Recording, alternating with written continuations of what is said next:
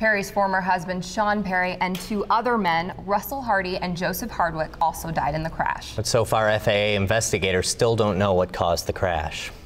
The small plane crashed 1 week ago into a peak in the Superstition Mountains just 40 miles east of downtown Phoenix. Reporter Matthew Trotter spent some time talking with pilots about the challenges of flying in this area.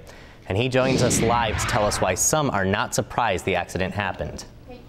Brandon, the plane took off from Mesa's Falcon Field, an area where air traffic had become so congested recently, the FAA changed some flight rules. We learned as far back as 2006, some pilots feared the changes would make it so dangerous to fly around the Superstition Mountains, the Aircraft Owners and Pilots Association filed suit.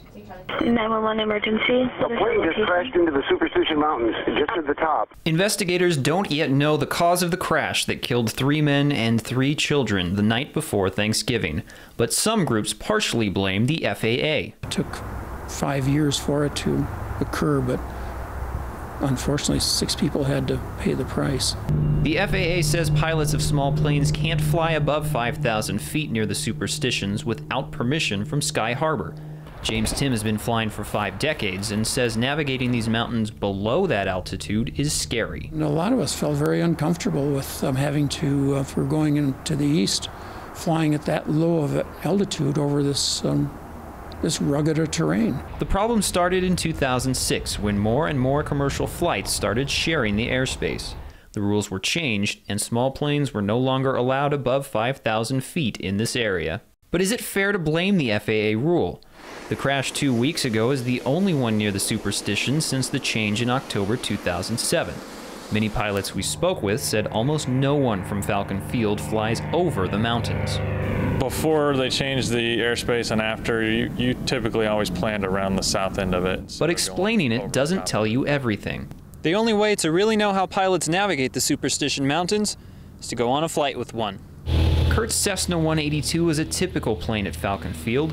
These hills 5 miles east of the airport are at the western edge of the 30-mile wide airspace in which small planes must stay below 5,000 feet.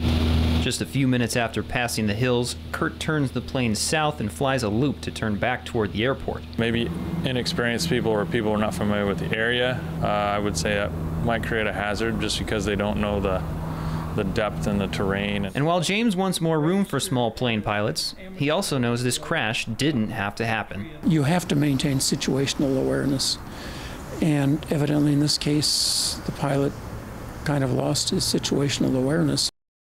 Now the judge ultimately dismissed the Pilot Association's lawsuit, and it's unclear whether the FAA will take another look at airspace around the Phoenix area following this crash. Live in the control room, Matthew Trotter, Cronkite News.